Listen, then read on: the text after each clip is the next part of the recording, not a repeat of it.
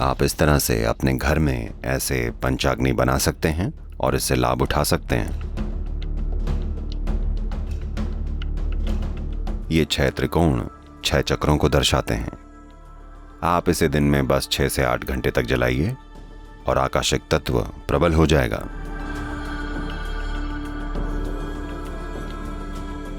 अगर बीमार लोग हैं, बढ़ती उम्र के बच्चे हैं, बूढ़े लोग हैं, तो ये उनके लिए चमत्कार करेगा।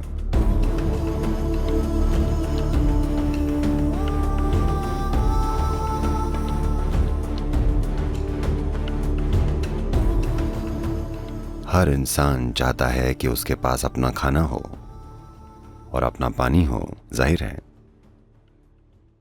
अगर आप बगल में बैठे किसी व्यक्ति से नफरत करते हैं तो आप अपनी हवा भी चाहेंगे। जब आप देखते हैं कि आपके आसपास हर कोई अपने विकास और परम संभावना के प्रति उतना गंभीर नहीं है जितने आप हैं, तो आपको अपनी खुद की आग भी चाहिए होती है। आप सार्वजनिक अग्नि के पास नहीं बैठना चाहते।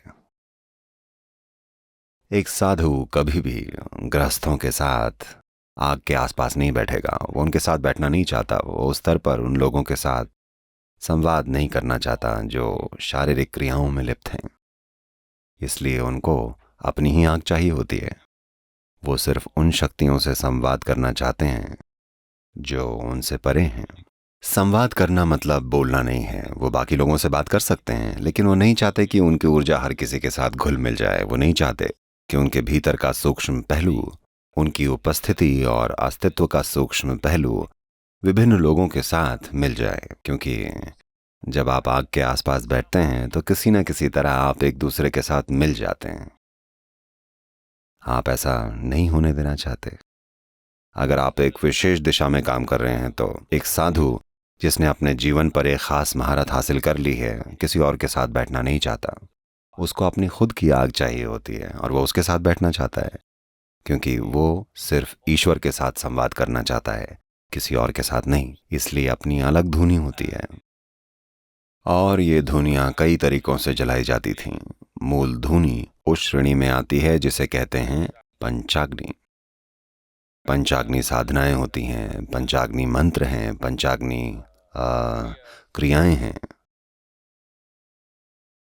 हम आपको आपके घर में एक छोटी सी पंचाग्नि के साथ प्रयोग करा सकते हैं और आप देख सकते हैं आप अपने घर को कैसे रूपांतरित कर सकते हैं।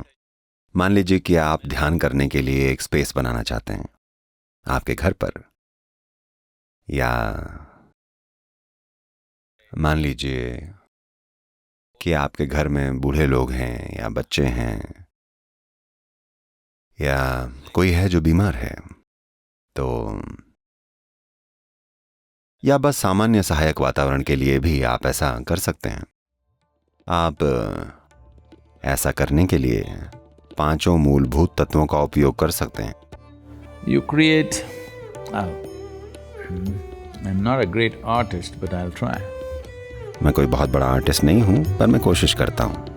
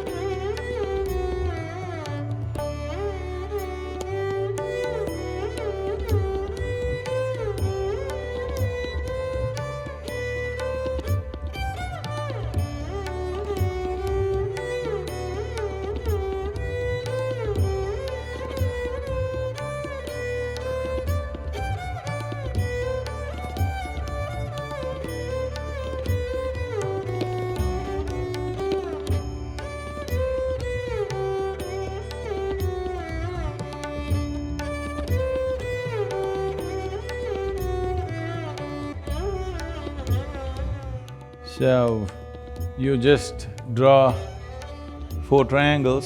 तो आप बस 4 त्रिकोण बनाइएगा। 2 ऊपर की ओर देखने वाले त्रिकोण, 2 नीचे की ओर देखने वाले त्रिकोण। मान लीजिए आपने इसे 10 बाई 10 फुट की जगह दी है या 6 बाई 6 फुट की जैसी भी जगह आप बनाना चाहते हैं, और बीच के 2 त्रिकोण एक दूसरे को काट रहे हैं ताकि ये अनाहत का एक तारा जैसा बन जाए। आप इसे आटे से बना सकते हैं, चावल के आटे से, या आप इसे अनाजों से बना सकते हैं, यूँ कहिए कि दालों से या सिर्फ चावल से। आप बस एक ढांचा बना सकते हैं या इसे भर सकते हैं। महत्वपूर्ण बात यह है कुछ ऐसा जो पृथ्वी से जुड़ा हो। आप ऐसा करने के लिए महीन लाल मिट्टी का भी उपयोग कर सकते हैं। तो यहाँ कुल मिलाकर 6 त्रिकोण हैं। These 6 triangles represent the 6 chakras.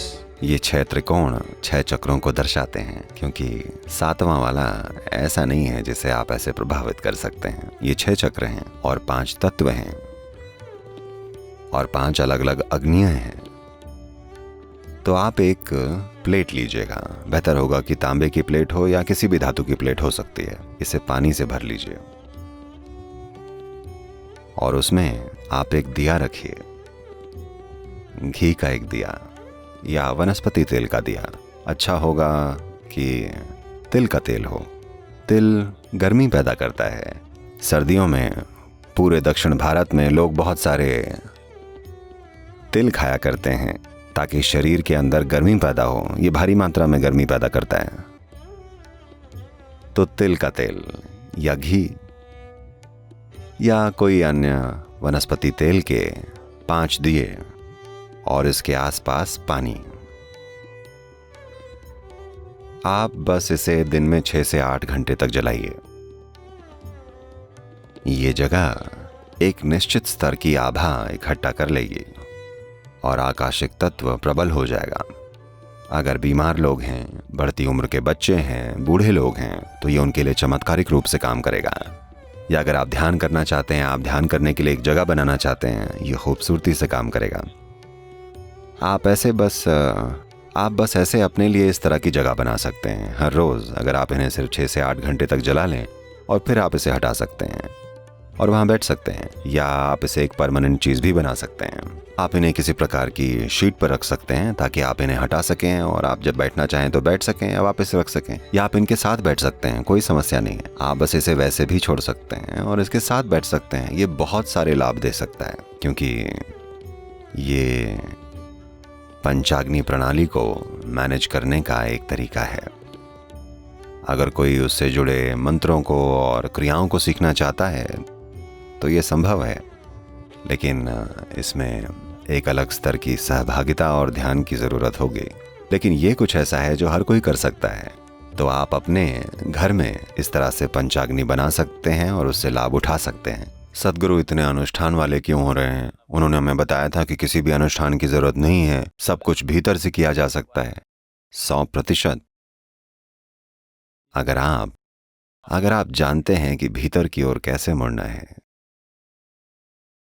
और अपने भीतर की इस सर्वाग्नि को बनाए रखते हैं जो ब्रह्मांड में हर चीज को छूती है,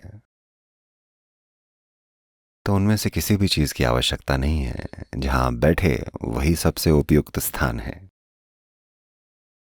आपकी उपस्थिति ही इन सारी व्यवस्थाओं की तुलना में लाखों गुना बेहतर काम करेगी। लेकिन अगर आपके पास वो नहीं है तो बाहर से सहायता लेने में कुछ गलत नहीं है। अगर आप ऐसी स्थिति में हैं कि आपके होने का तरीका आपके आसपास की किसी चीज से प्रभावित नहीं होता, तो आपको किसी अनुष्ठान की जरूरत नहीं है। आपको कुछ नहीं चाहिए होगा, जो भीतर है वो सब संभाल लेगा।